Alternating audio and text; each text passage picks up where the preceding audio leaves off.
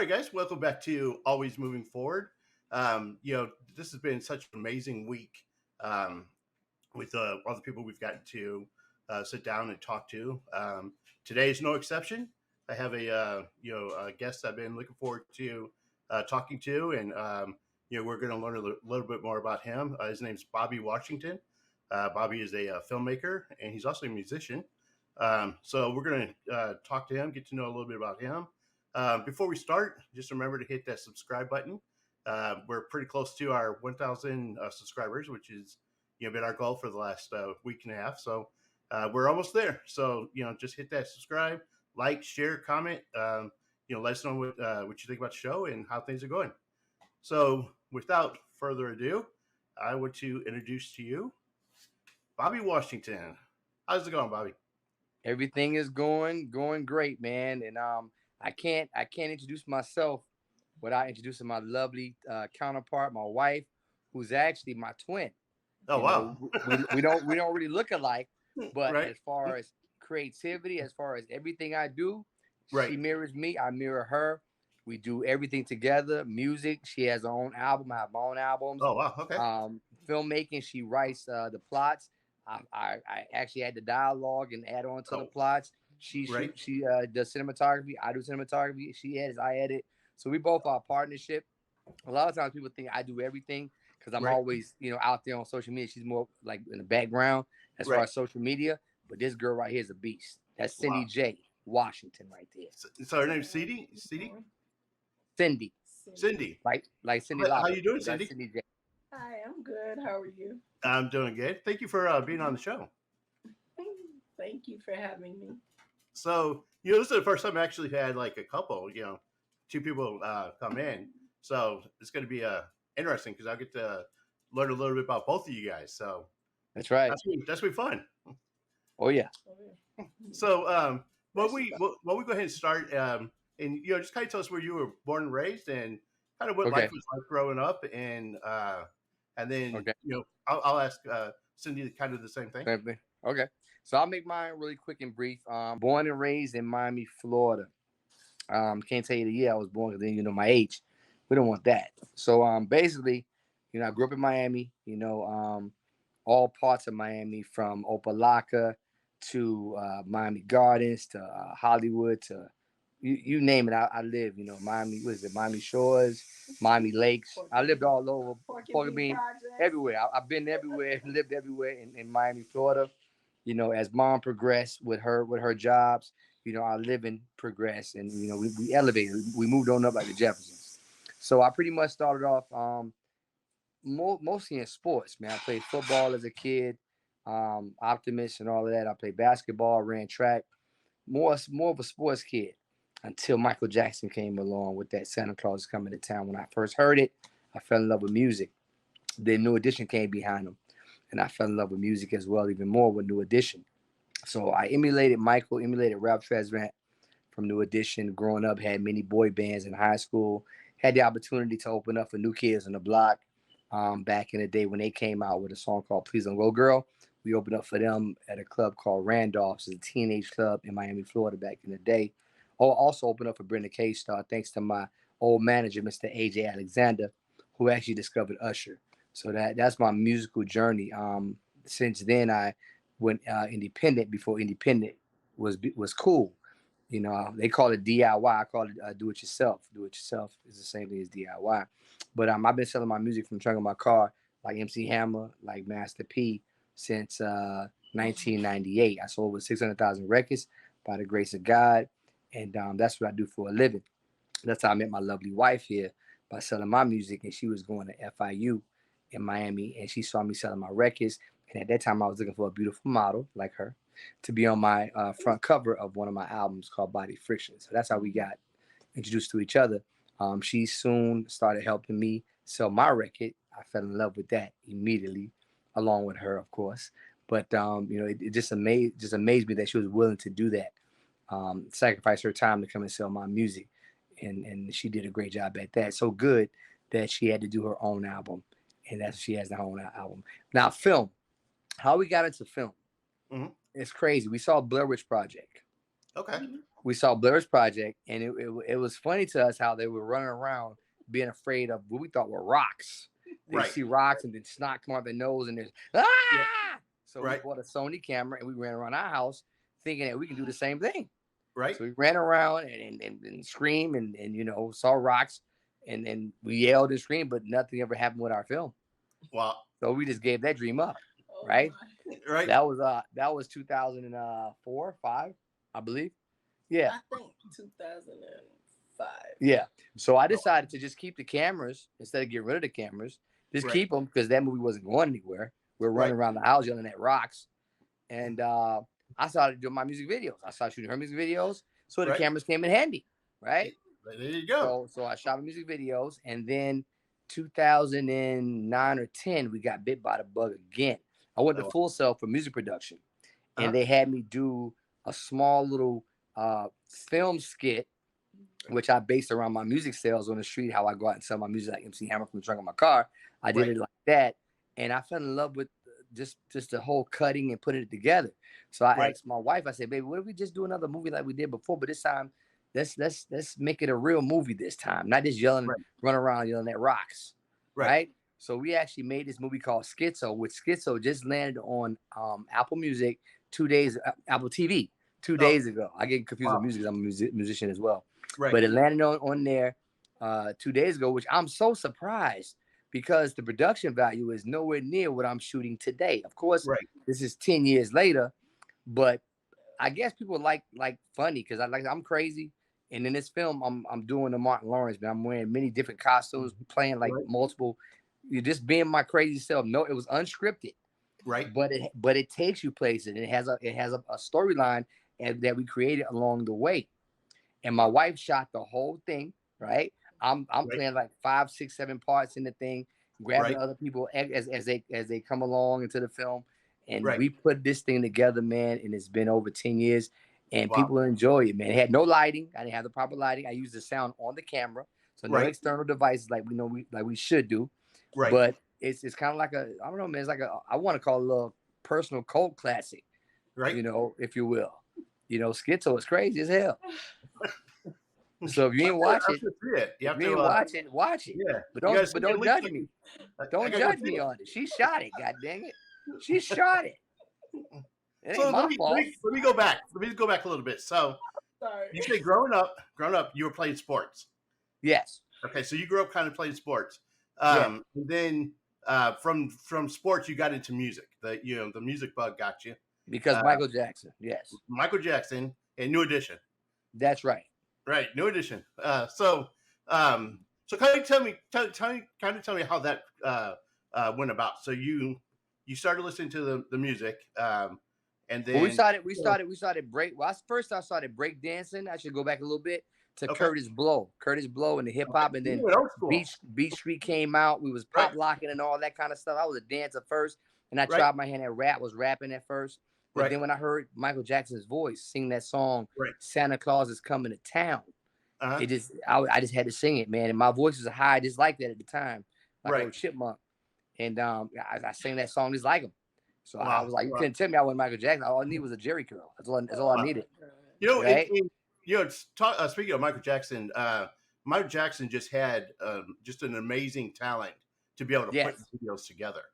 I mean, Yes. he was probably the best at Yes. being able to put a storyline. Yes. And that's what I really miss that with music nowadays. Now Oh, yeah. music, all you see is the person standing in front of the camera. It's all about They them. just sing it. Yeah, and Exactly. so it's all the same thing. But like, Yeah, Michael set Michael- the bar up here. He set it up too high for Yeah. everybody else. We can't afford to turn into a cat. You can't. Damn thing's expensive. Right. $1 million to turn into a damn cat. right? So, but he was amazing at it. Though. I mean, he was, Yeah, he was rich too. He turned Yeah. into a cat. He turned into sand. He turned to sand. I don't remember. Yeah, I And mean, back in those days, he wasn't no plug-in to turn you to sand. right. He did His it frame by videos were, frame. yeah, his videos were like mini movies, like a Yeah. like a little mini movie. It was. Yeah. He was. Yeah, He was extremely talented at that. exactly. He was. So then that kind of got you into becoming a musician. So you started doing Yes. your music. You said you were selling your CDs out of the car. Do you remember about how old you were when that kind of happened? When I started selling my records Well, just like whenever you decided that to you do know, music, yeah, music was your passion. Yeah. I must have been, I want to say about 12. Okay. About 12. Yeah. And then it got worse when Michael came out with Thriller.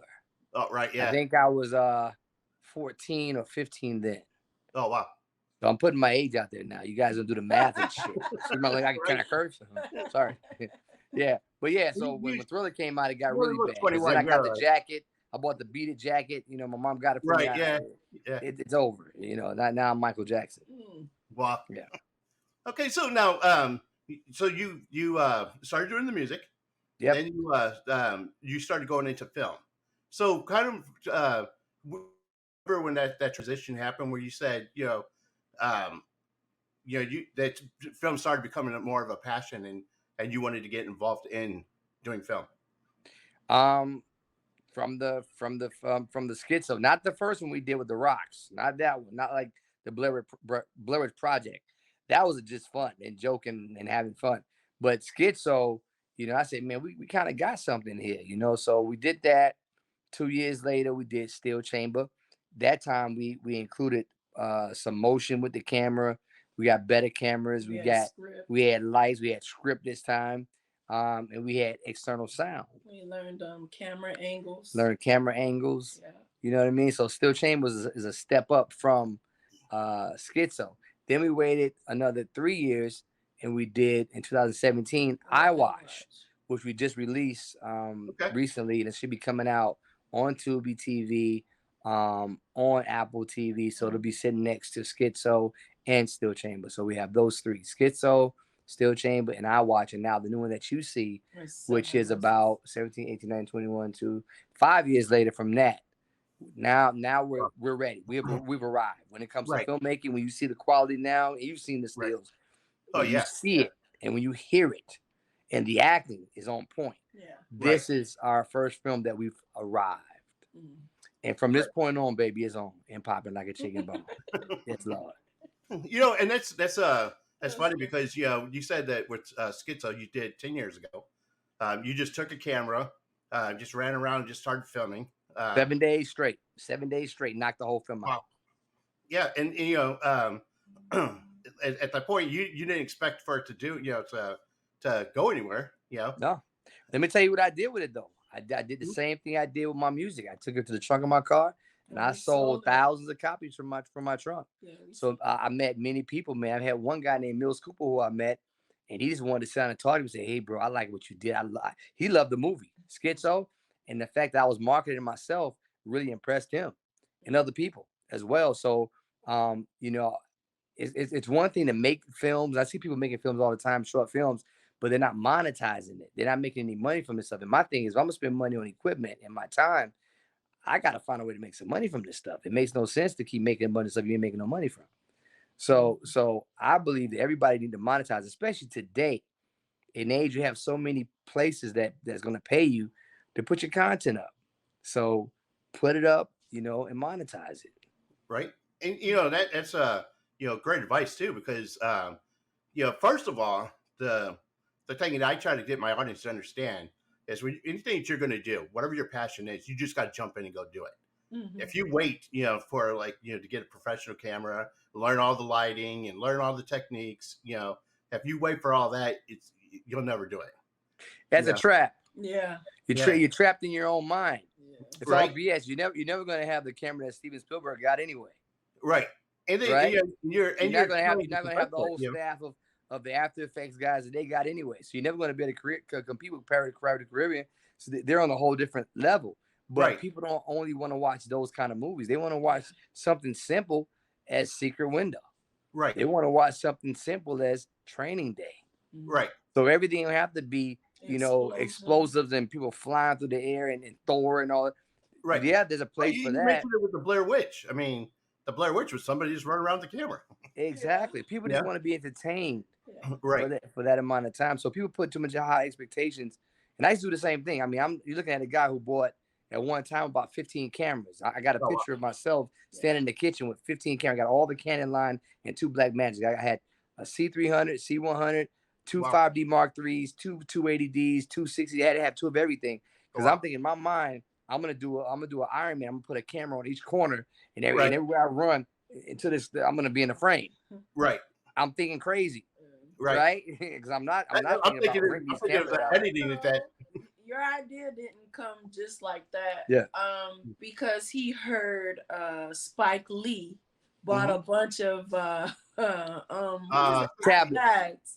No, Was it it iPad? It was Or iPads. It was was it a that bunch little of tablets. tablets? Right, tablets. But iPad tablets, and What that's was, it was called buffoonery. Wait, it was called let's I start with a B. His movie, Spike Lee's movie, Bamboozle. Bamboozle. Yeah. So I bought a bunch of expensive cameras, wasted my darn money.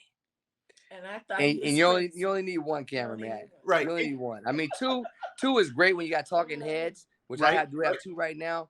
But Right. that's the most you need, man. That you don't need. I was, I thought I needed all this equipment to make me a better filmmaker, but what I needed was to learn better lighting, to learn better sound.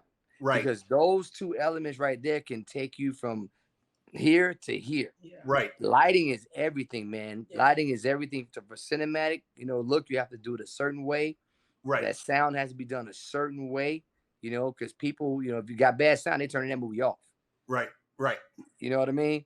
Exactly. So those things are more important than what camera. I mean, you can take a cell phone nowadays because everything shoots 4K. Yeah. Right. If you got the right adapters to make the depth of field or whatever you want to do, Right. you can make a movie with any camera, but that sound and lighting, you can't just do it any kind of way, man. Right. And that's the thing too is learning And story. learning the process.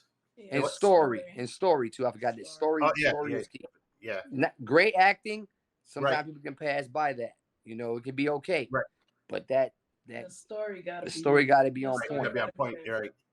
Mhm. So and you're talking about trying to get that the equipment in. First of all, with two of every camera, I'm thinking of that whole editing process because every Dude. camera you have, you got to pull that It footage. was crazy. In when fact, we had to put it You're in. going to see it in iWatch. Yeah. I Okay. use all of them in iWatch. When iWatch comes out in about a week or Right. two, you're going to Right. see every different text. You got black magic pockets in there. You got some Right. textures of some 300s in there. You're going to see, okay, which one did he use for this angle? Right. The color was- grading was hard to match. Yeah. Never do that again. But Yeah. the story in that story thing is good. is amazing. The story The is lighting spectacular. is Right. amazing, right? The sound is very, very good. And and now I see what you guys are doing, with your current project with the Seven Roses, and the still photos that you posted online, and I mean that show, that whole series looks amazing. Thank you. Thank you. So Thank yeah, I'm really looking forward to it. And in a little bit, I want to actually go into and kind of talk about that, and Sure. we'll go kind of into what that storyline is. Sure. Because it's 7 parts to that, right? Well, no, this is a feature film. Oh, okay. Yeah. I mean, it could possibly turn into a series if we don't kill our guy at the end. Okay. It could possibly turn into that. Okay. Cool. But So, and I love shout out to Rex, man. He's my serial killer. He's amazing. Rex, Okay. my whole cast is amazing, man. Yeah. Shout out we've, to everybody, cast and From crew. the acting to the crew. Yeah, and what I've been They are doing on purpose spectacular. in this film, I don't know if you noticed or not, my posts before Right. I do a scene, I always say, we're looking for crew, and I'm going to train you on set. And I do that because many people don't want to train people to teach them what they do. Like I teach people how to use my camera. I teach people how to use my sound, how to use my lights. Why? Because it's important to teach people, especially in your community, to do things, so you guys can get involved and make a team and make as many movies as you want, kind of like Hollywood does, because we have a lot of passionate people here, but some people only know how to act and nothing else. But it's important that you know how to hold up boom poles. It's important that you know how to operate the sound to make the sound come in clean, or how to use a camera, because I have to be in front of the camera sometimes too, so I'm gonna need you to hold the camera, right? So you teach you a skill that really can benefit you in the future. I think that's what we need to do: help each other. Right. I interviewed Jason Jones yesterday. Okay. So, yeah. So I talked to him, and he said the same thing. He said that one of the things that he likes to be able to do is show up on people's sets and observe and absorb some of the the knowledge of things that he doesn't know. Right. So like lighting and different techniques, and then Mm-hmm. be able to be on somebody's set and see how they may direct or how they may do a That's right. show. That's So right. in a lot of the actors that you have, like Chris D. Roberts and Heather Fraley and Jonathan Montez. I actually be doing interviewing Jonathan the next That's couple my of days. brother. John is my brother. Yeah. So Heather's my sister. and I noticed that there's like I said this to Jason yesterday, that you guys have like this tight knit community out there, Yeah. with these actors, and it's just, to me, it's amazing to watch, because they all just, everybody cheers each other on. They're all on the same projects. They work together. If they don't get the Yes. part, they're pushing their fellow actors to get the part, and it seems like it's like you guys have an amazing group out there, That's right. of people that you guys are able to work with. So Yeah. let me go back. So when you started doing film, Mm-hmm. um, you went from just playing around with schizo, and then started getting serious. You know what I mean? Like kind of getting Yeah. serious about that. That's right. That's Um, right. how did that kind of progress, and what kind of fueled that passion? Um, YouTube, man. I'm not gonna even lie to you. YouTube. I love learning. I'm like a sponge, man. Especially late at night before I go to bed. I don't watch, what everybody else watches. I'm learning something from either film right or just anybody, man. DSLR guide or anybody that can teach me something about After Effects, lighting, sound. Because everybody's different, man. It's not like going to Full Sail and having one teacher and learning things one way. There's so many ways to do things in film and editing and just shooting, that I like to take aspects from everybody and kind of mix it together. So always learning, always absorbing new things about film keeps me excited, keeps me in wanting to engage and coming up with another story. And right now I got about six in my can that we need to shoot. My wife got a bunch of them in her can and she wants to shoot as well. So it's just the whole process of it, man. That's why I love wearing many hats, man. I love being able to do everything because every aspect I love. I love the sound, I love the light, I love the acting, I love the writing, I love the storytelling, I love the directing. I love it all. Although I can't do it all at the same time on set. That's why I do have crew and I teach them what I know, because I can't do it all, but I love it all. You see? Right. And so let me ask you this: throughout the years, of doing this, what do you think is the biggest lesson you learned? The biggest lesson I learned Right. in this, um, the biggest lesson I learned. Let's see. Lesson. You know what? I'm not really. I guess not to be hard on myself. Right. Because when I did Schizo, Right. mind you, I didn't think it was it was not right. Right. In my mind, That was good. it was Right. dope. Right. You know what I'm Right. saying? Mhm. But I guess I've learned that growth, you know, Right. is definitely something that we need to do. We need to accept that we are growing all the time. So Right. I can see, and I can see, looking back, I can see my growth. Looking at my film from this, you can see my growth. So it's important to know that, like, even right where I'm at right now, the next 10 Right. years, I'm gonna be doing some other stuff, probably Right. some magician type stuff. You know what I mean? Right. It was more than growth. Yeah. It was more than growth because Mm. I like Bobby is like the type of person who is a perfectionist. So no matter what project he puts out there, he makes sure that he can compare it to somebody else's and see what it's missing. So out of when we first did Schizo, in our minds we thought it was great, but when we compared it to other people's projects, the ones that looked professional and ready to go, the ones that were polished, it was missing a whole lot. It Yeah. was missing sound effects, so we didn't do that much scoring. um Yeah. well, the lighting wasn't right. Mhm. We along the way we learned that you had to have depth. Yeah. A lot of independent film, we noticed like everybody likes to be close to this wall here, but Yeah. it's just the things that you see. Yeah. And then we also learned pacing, pacing your movie. So I mean, it's a lot when you take your baby and you compare it to other films that's out there. Yeah. You will realize like, hey, how can I get my picture to look more like that? Okay, I guess I Yeah. got to do that. Yeah. So and then you find some tutorial that'll help you to achieve that. But that's really what it is. But he's a perfectionist. Yeah, Definitely. I'm born a day before Michael Jackson. He was a perfection. I'm born August 28th. He's 29th. So that tells you that I'm a Virgo. But Right. yeah, I want to give a shout out also to John Williams, man. This is a selfless filmmaker from. He's originally from Clearwater, Florida. He moved to Atlanta. But I want to give a shout out to John because John is one guy who don't mind telling you stuff if you ask him. And he Right. told me just straight. He said, Bobby, you ever like turn the sound off a film and just watch it and see where the light is coming from? Mm. I'm like, no. You know what I mean? He said, Yeah. try it. He said, try it. You know, Right. he says, and you don't need, 100 cameras. You know, he said, you just need one camera, really. You Right. know, so I got a lot of advice from him. He's a Right. great person that don't mind sharing information. You know what I mean? Right. So I got to give a shout out to John Williams for that. Also, my buddy Keith Williams.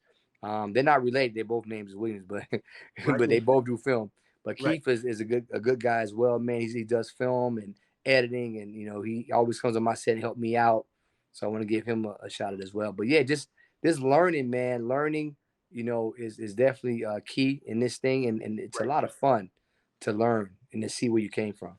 Right. Hey, that was the next thing I was going to ask you too is if you have a young director or a young producer who's looking at trying to bring out a film, what would be your biggest advice to them? The same thing John told me. Basically turn the sound off, watch that movie a couple times and see where the light is coming from. And because a lot of time people just turn the house lights on and shoot a film, and it looks like they got deer in the headlights. Too much light. Like even right now, this side of my face has shadow, this side has light. That gives it a contrasty type of feel. So it's not just light all over my face. Right. Like in your room, you have light all over your face. Right. That's because you're an interviewer. You're this is what you're supposed to do. But in Right. film, you're not supposed to do that. Right. So you want to watch the light, turn off that sound, watch that film, pick your favorite film. Right. That Right. way you can stand and watch it over and over again because you love it, right? Right. You watch that film over and over again. Then you do the opposite. Then you go ahead and close your eyes and turn that sound way up. Put your nice speakers on and hear that sound. Hear that you're not just listening to dialogue. Hear Right. that they got babies crying next door in the room next door. Hear that you got a couple fighting outside. Hear that you got police sirens outside the restaurant. Hear that you got things going on because that's what make it real. In Right. real life, you have sounds going on. Not probably as much as the movie does. They Right. overdo it, but the sound takes the film to that next level to make you enjoy it even more. Also, with film, you want to pay attention to a lot of things with film, man. It's so many things. Pacing, like my wife mentioned to you. So Right. pacing is something I just figured out on this film. I was watching Taken with Right. Neil. Oh, what's his name? Liam. Liam. Liam. I love that film, but for the first time I watched it, I'm gonna give a good nugget right now. Mhm. In the beginning of that film, he's on the couch looking at his daughter's photo, right? Who's Right. actually going away. She's about to be taken. Look at the photo, and then he picked up a receipt for a refrigerator, which had nothing to do with the film at all, but I guess is what they had right there. He looked at that. The next thing you know, he was in a car pulling up to a store. He didn't get up out of the chair. He didn't go open the door with his hand. He didn't walk over here, wasting time in the film, right? He was already in the car, pulling up to this store. Once he pulled up, you didn't even see him get out the car. Next thing you know, he was inside the place, right? So your mind fills in those gaps that he turned the car off, that he opened the door, that he walked around. Your mind fills it in. But people think, oh, I got to show this. I got to show this. I got to show this. No, you're not. And you're not transporting. People say, well, you like your transport, but no, you're not. That's Right. pacing. Right. But your mind fills in the blanks. A lot of people make their movies too long and boring because they're showing every step of the way. Right? Now, sometimes you want to show the person walking if it's something about to happen through Right. that walk, right? Right. But most of the time, you want to pace your movie to where it's moving along in a Right. nice pace, not too fast, not too slow, depending on how Right. you wanted to pace. But you got to pace it. So I actually have a question for you then. Yeah. So on my day job, I'm a volunteer coordinator, Okay. and I'm for a hospice, and I'm currently creating a volunteer recruitment video. So I've been out filming and putting this video together. Uh, Okay. and so that's kind of what I've been doing. I've been putting the storylines together, and one of the things I'm trying to do is make this a short, kind of I don't want to say PSA, but just one of those like something that tugs at your heartstrings to make you want to go volunteer. And Oh. so one of the things that I've been working on with the um, filming is kind of what you're saying. Is I go through the process. Somebody come in the door, open the door. They come in, put their keys on the counter. Walk into the kitchen, grab a drink. Um, so you're saying like less is more. Yeah. What you described was a country song. Right. A country song. They go in there grabbing beer. My dog is over there. It's biting me on the ankle. Right. No. No. Don't do that. Film. You got to cut to the chase. Right. Cut to the chase. Cut to the action. Right. Right. So whatever the action is, always cut on that action, and Right. and don't be so dialogue-y. Uh-huh. Not too many words. You Right. know what I mean? Think about the best films. I'll be back. The video I'll that be I'm back. doing is going to be a voiceover, and then it's going to basically be a song, like somebody scoring a song for it. You know what I mean? Right. And it's just going to be these different scenes of volunteers helping hospice patients, in different scenarios. Right. That's nice. Yeah. But the whole time I've been putting this project together, I was thinking about what you just said. Is that I want to get the story out, but at the same time, I don't want it to be long. You know what I mean? I want to be able to shave it to make it Yes, fit. and don't kill the Right. editor. Don't make it so long where the editor got to decide where the pacing goes. Well, Too yeah, I'm much. the editor. Don't kill yourself. If you're the editor, Yeah. shoot Right. what you need. Yeah. Right. Do you have the premise of the film? Do you have the whole premise and everything? Yeah. We wrote the script out, and like tomorrow I'll be coming on it. So yeah. So just shoot the necessities. Where do you start? Where does it start? In a house? Where do you start? Yeah, so it starts, asking basically the question, basically, what did you do today to help somebody? Boom. Right. That's it. And are you looking at the camera saying this, or are you talking to somebody else? Well, it's going to be a voiceover, and so it's a guy coming home from work, and he's getting ready to watch TV, and he's kind of reflecting on the day, and then he goes out to his patio where there's like a lakefront property. Okay. Kind of looking out at the lake. So don't show him walking out to the patio. Okay. Show him out on the patio. Yeah, he already have drink in hand in the patio. Already on the patio. Watching. Okay. So I've already edited. So what I might do, I might shoot that over to you so you can look at it. Yeah, I'll tell you if it's not paced, I'll say, hey, just cut this out, keep that, Right. cut that. Yeah. Cool. So just so my audience knows, I'm learning as much from the show as you guys are learning. So well, awesome, man. I appreciate that advice. No problem. So let's talk about and we talked about some of the stuff that you've already done. So now you're working on 7 Roses. I kind of want to talk about 7 Roses. Yes. So what's the premise behind that? So kind of tell me like the basic storyline behind that. I'm gonna let Cindy tell you about 7 Roses. Okay. Well, 7 Roses. Hello, you guys. I love crime, and I love crime thrillers. Basically, not really crime, but I love crime thrillers.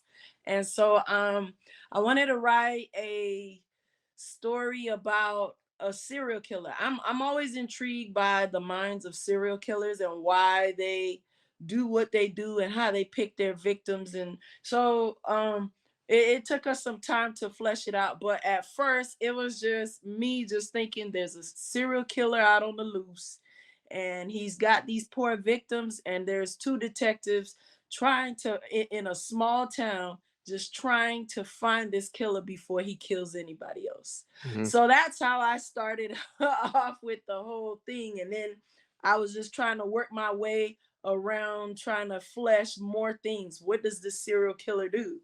So now we in Seven Roses we have Rex. Shout out to Rex. I love you, Rex. uh he's our serial killer, and how he comes about is he's been traumatized physically, emotionally by his biological mom. So in that process he ended up in the foster care system and found a lovely woman that takes him in. But when he's had throughout the trauma, he's has a split personality. His personality, one side is him and one side is his abusive mother. Since she passed away, that was the onset of what set him off to want to go out and venture and really kill anybody by the name of Rose. Why Rose? Why Rose? Mother name is Rose, Rose Montgomery. And so he goes out for 7 victims, and there we have 7 roses. Yeah, he really wants more victims. He wants more victims, but we gonna stop his ass at 7 roses. They gonna catch him. Yeah.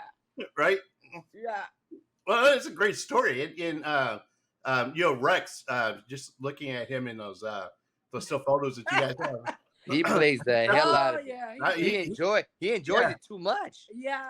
He enjoys the killing. He enjoys it too much. He scares me sometimes. Somebody he look at my camera sometimes when I'm shooting him. He says, "You're next." I'm like, "What? I'm the director." And then Bobby stays in character all day because he's Detective Garrett, and he calls Jonathan Ryan every day. And I call David Mr. David Vogel. I call him Andy. And everybody's name, I forget their real name, and I call him the name of the movie because I'm always in character. Right. Hey, that's the other thing too. That I think is amazing with because you're directing, you're producing it. You're in the filming, starring in it. Have a role. And then just looking at the different each rose that is represented is like its own storyline. Yes, it's like, they're completely different from the previous rose. Yes, you know what I mean? Yes. And so it's amazing to see that thing the way that you're putting that together. So I'm and excited. It's funny because he's killing them just based on the name. Right. They're nothing like his mother. Right. They didn't have the same job. They all have different career paths and everything in their lives. Just because your name is Rose, you're gonna die? Wow. Well, that was the whole goal, because it makes it difficult for the detective over here to find the killer. Right. Exactly. That's the whole point. There's no MO. Yeah, and there's no you're running like a little. It's a whole rat race trying to figure out where in the world is this killer in my city. And how's he picking his victims? How is he picking his victims? And then Yeah, there you go. That was the whole goal. So I'm and that's what I like too. That each victim, the premise behind that, that victim, it's so different. It's you go from one kind of neighborhood to a different kind of neighborhood. You got, it's just it's just so all kind of roses. You got the hood rose, you got the preppy rose. You got roses all over the world. Yeah. Right. And so I like how you did that. I like how you like no two scenes, or two victims are alike. You know what I mean? And they're not even killed the same. Right. No, and they're not killed the same. That was that was another thing, because we were like, how many ways can he really kill one person? Rex figure out ways. Right. We wrote it. Yeah, I know, but that way for things to be. But then sometimes we get good on at set. It. Right. Sometimes we get on set and the kills turn out different. So, but I'm glad they still work out. It works out. Yep. So it looks like you guys have a blast on that. You're seeing all the pictures that you guys post from it, and you're talking to the actors that's been in it, and it's like you guys are having a lot of fun doing that. Man, every time we go on set, we have about 1 to 4 new people that show up. From the advertising of we need crew, we need extras, and we meet new friends all the time. Man, these people have great hearts. They just want to have fun. They just want to be in movies. They want to make movies. They want to be a part of, a team. Right. And I'm telling you, man, this past like 3 months we've been shooting. Right. And we shot about 15 days in total. And I'm just in love with everybody we met, man. Everybody's just so nice. Yeah, everybody's phenomenal. Everybody's ready to work. Yeah. Everybody's bringing their creativity to the film. And shout out to Nick Nolte. Cause there are a couple of scenes, we had some fight scenes and stuff like that, and people came up with creative ways for us to really do the action without hurting people, you know, and having people go to the hospital. Everybody got knowledge on this set, and we welcome it. It was great. We had fun. And you know, that's another thing too that I've heard from the actors that's in it, and well, even other people who's been involved in it, is that it's just been a learning process where they're able to come in and sit down and kind of observe from other people that you have. It's like they come in and they're learning from it, and they even enjoy just the non-speaking roles, just so they can be on the set. Wow. Yeah. So that's big. And my thing, I'm trying to make everybody at least a day player. Like I give everybody a line. Yeah. Because I think everybody deserves to be on IMDb, Right. So I try my best to give, and if it's just 2 words, I want everybody to say something. Right. We try our best, man. We have in this film we got about 50 now it's 60.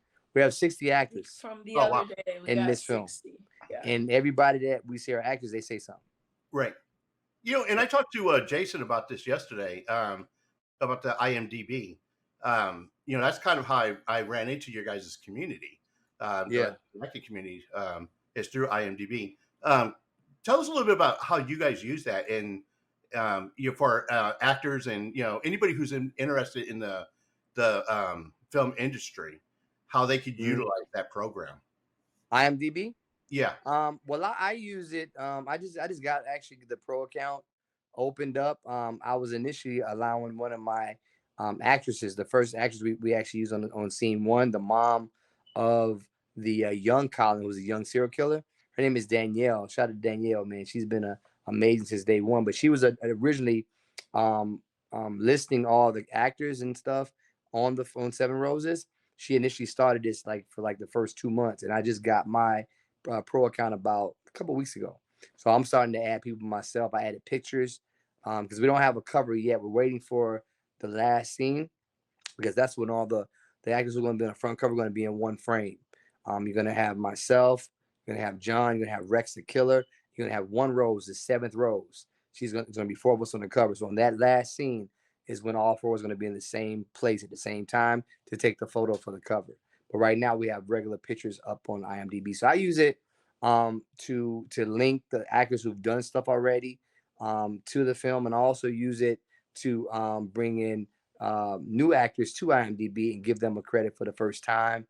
You can also use it for, I think John was showing me something the other day, my actor John Montez. I think he was doing something where he was tagging. He can tag from it. Yeah, you can tag. I got to ask him again how he does that, but he was showing me on set. But my mind was everywhere when I'm on set. So I heard him say it, but I don't know how he does it. But he tags on there some kind of way, and it's kind of beneficial from what he was telling me. Okay, cool. So, and you guys use that quite a bit. I mean, I see you guys post it, and it's based on some kind of a rating. Yeah, I was talking to Jason about it. It's I see that number. I don't know what it means. I see my number in red. I see some in green, some in red. Yeah, and I from what Jason was saying, I guess it's based on views. I guess people come and checking it out, and the credits, how when you keep adding credits or right. Well, mine is in red, so I guess I'm high. I don't know how it works. Yeah, I think you're supposed to be green. But yeah, I mean, it's a tool that I think that my audience is trying to get into filmmaking and acting. It looks like it's a great tool for them to use. Yes, and it also helps them network and meet other people. Yes, so that's cool. But also Facebook, man, the Facebook groups. Right. Whatever city you in, knock on those doors of those groups, man. Acting groups, filmmaking groups. Just pick your city, your surrounding areas, and jump in everything you can. Right. Yeah, and that's another piece of advice that that most of them tell me is that no matter what role they give you. I mean, it doesn't matter how big or small it is. You take it. Yeah, take it because you can learn from it, and not only that, but you also after once you get your foot in there, and you're taking even the smaller roles, eventually, somebody's going to offer you a bigger role because they see that you're out there doing something, trying to. Yeah, that's how Hollywood always work. You know, they start Right. off with commercials, and next thing you know, they're in this small part, a supporting role, and now they're the main actor. Right. Yeah, you got to put in your work. Put in work. Exactly.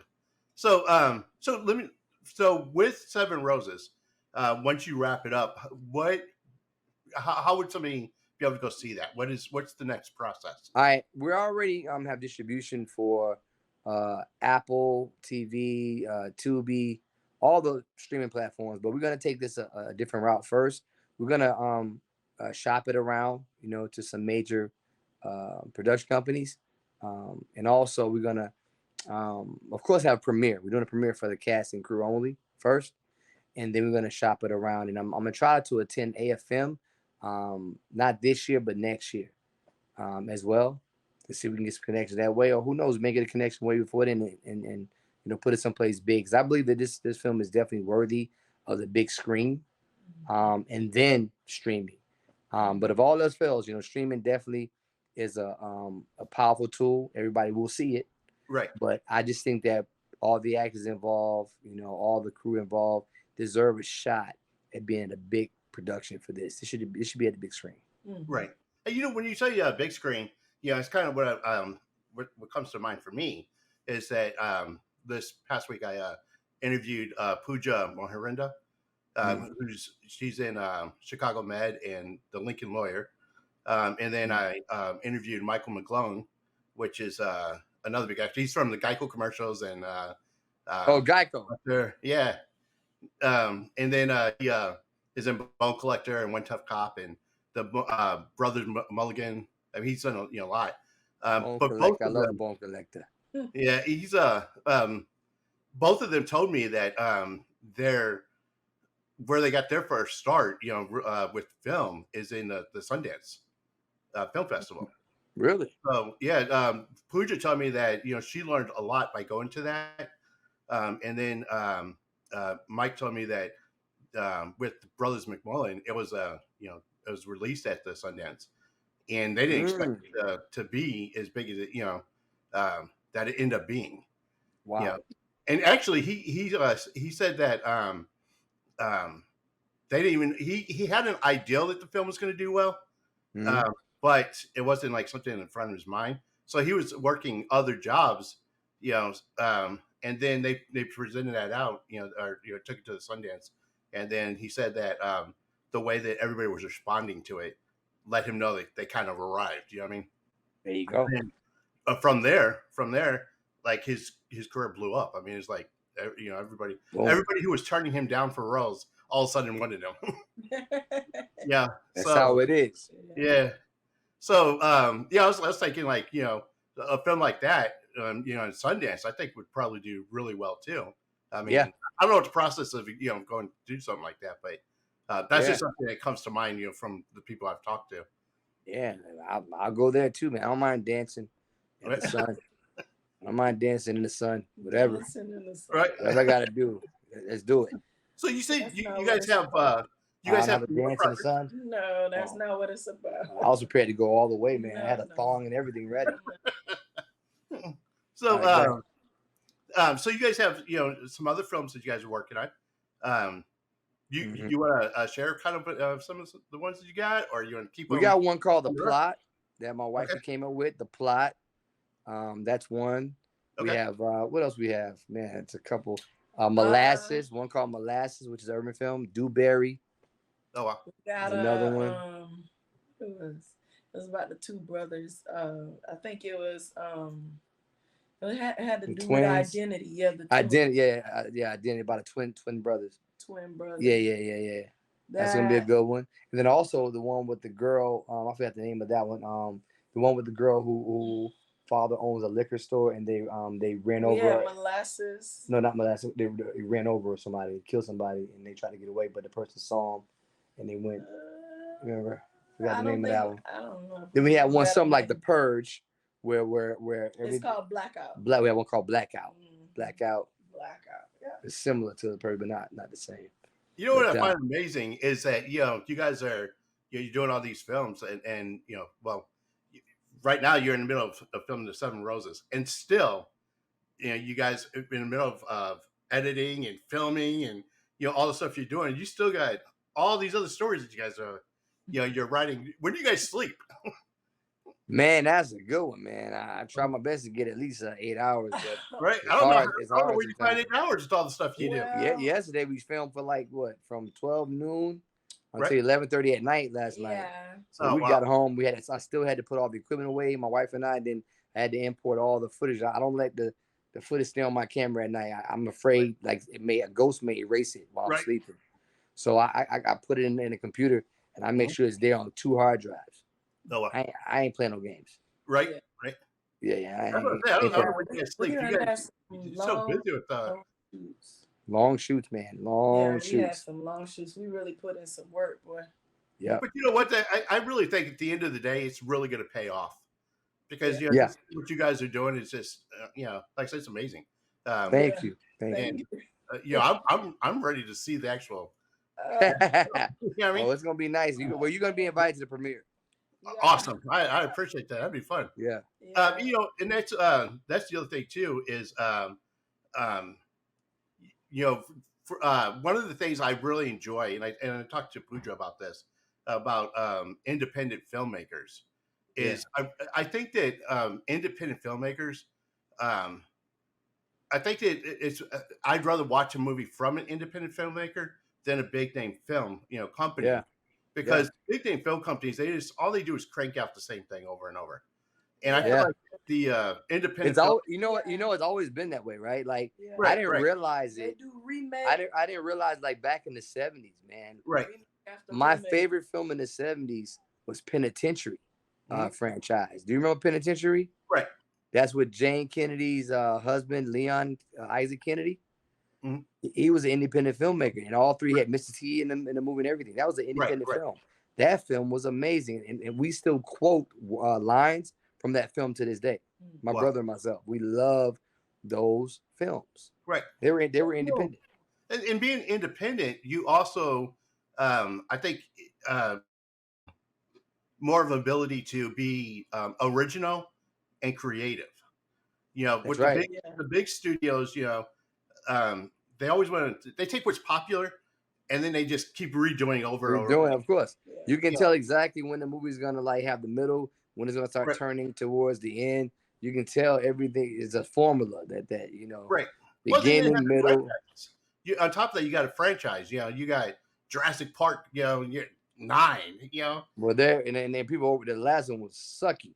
I Right. didn't like the last one. Well, Right. And that's the thing is that the more they keep cranking it out, it's just they're cranking it out by the name and Yeah. and that's what I enjoy about independent filmmakers. Hey, let me ask you this: is this independent? The Wrong Turn. I love that franchise. Wrong Turn. I love Dungley. He's crazy. Um, Yeah, that's Bobby's favorite character. That's Wrong Dungley. Turn. What Wrong Turn. is 1, that 2, independent? 3. well, I would think they would be. It depends. I It love depends. that. It depends on who's putting them out, like There's Paramount or no story Universal. like his. There's no story like Yeah, this. that's original. Yeah. I like that. That's original, and Quentin Tarantino's movies are all original. Right, exactly. Wow. That's a Yeah. prime example right They're there. never the same. No one would, Right. Yeah, his stuff is different. And Robert Rodriguez is the same way. Yeah. I like that. Mhm. Yeah. So it's that's how I am. I like watching just movies from people who just want to be creative and want to be original. Yep. And So we're back. but that's what that I really enjoy is having people like you come in and and bringing something that's original, and it's Right. great. And then not only that, but you guys have another 6 projects, and so each of those I think are going to be awesome in themselves. Oh Because, man. Yes. so I'm looking forward to them. So Yeah. Do you like series?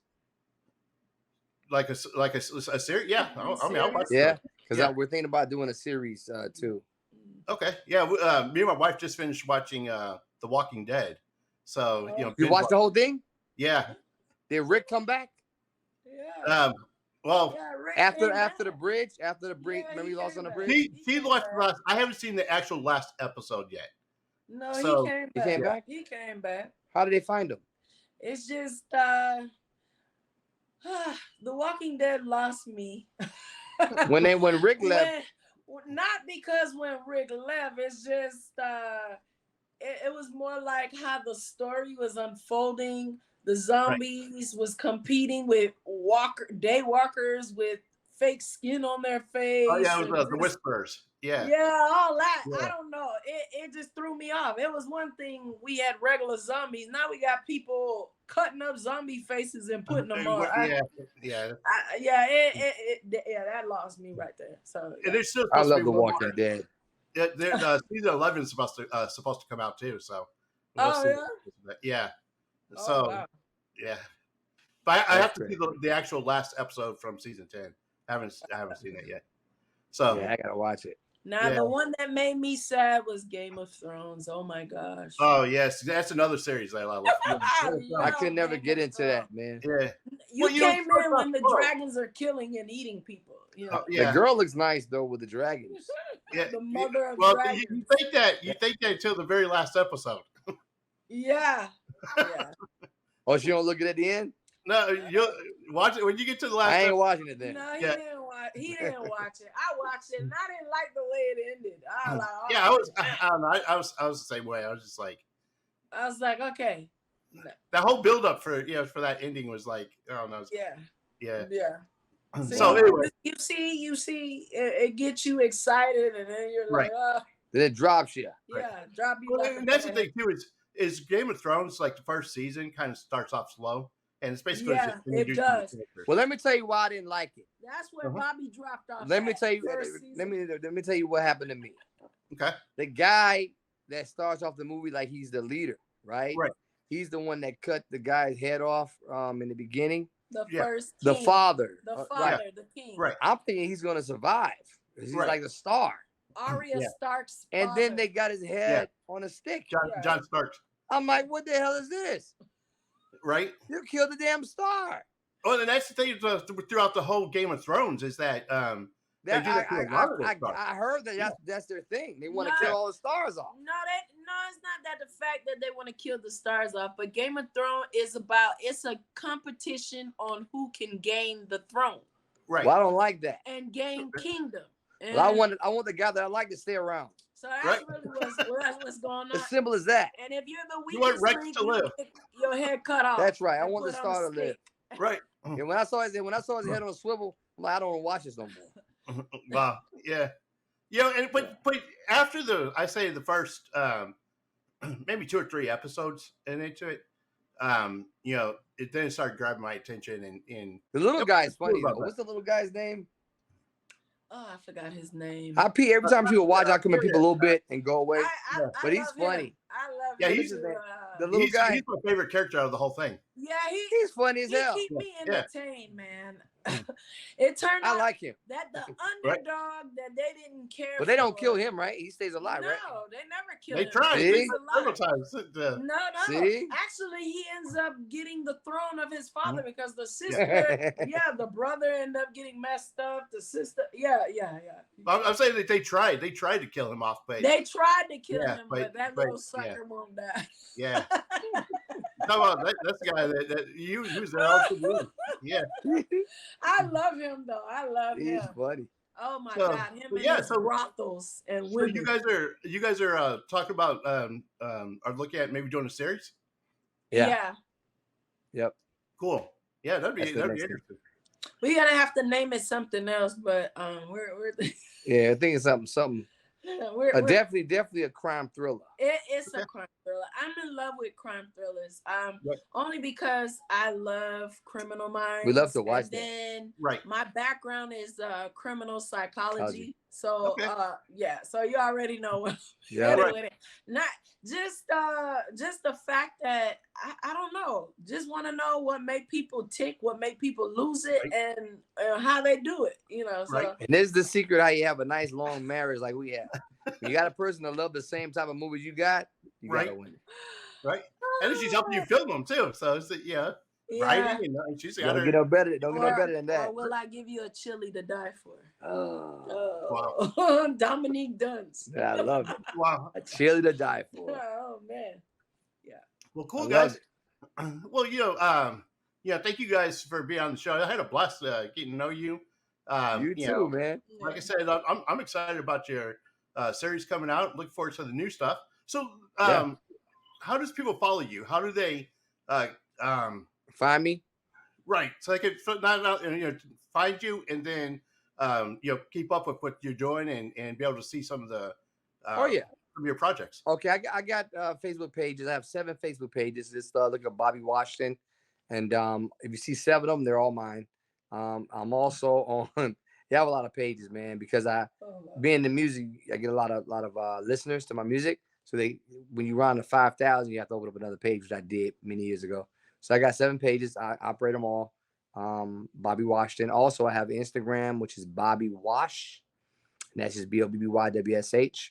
And my wife has her Facebook, which is Cindy J Music. Cindy J Music. CINDYJAY Music. And your Instagram. All of my Facebook or social media is Cindy J Music. Easy to find her. Easy to find. And if you don't tell me you love my music, you're not a friend. Oh wow, that's a lot of pressure, baby. Wow. Put pressure on these guys. So you have to respond. That's who I'm just telling you. It's a lot of pressure. That's who Wow. I add. I mean, Right. on my page, because my page is my music page. So Right. that's all. I have multiple pages, but Well, I love your music. they're only music on there. I love There's your freaking music. Movies I love or all of nothing like that on there. So yeah, I love that's her music. That is. So what we'll do is I heard you send me the information, and then Yes. I'll post it at the bottom of the interview. That way, Okay. I can have, all the different ways to reach you, and that way they Okay. can talk to you. And Okay. then like I said, I recommend watch out for these movies, and as soon as the movies come out, go watch them. Go out, and Yeah. show you guys the support, and let's get these things out there where they can become mainstream, so that Oh yeah. everybody can see them. So I'm ready. So, well, thank you guys so much. Thank you guys so much for taking your time out and being on the show. Like I said, I really enjoyed getting to meet you guys, and look forward to what you guys are doing. It's a pleasure. It was fun, man. Cool. This is our first podcast concerning filmmaking. We've been on different podcasts for music, but this is the first one filmmaking. So we just made history today. Cool. Well, I'm glad you made history on this show. Yes, sir. So, awesome. All right, guys. Well, thank you guys for joining us today. Like I said, I wanted to thank Bobby and Cindy for being on. Awesome people. I want you guys to visit their sites and support what they're doing. Thank you. And then we'll see you guys again in the next show. So remember, you're uniquely designed with a purpose, and always keep moving forward. Amen. I love those words. Peace. Oh.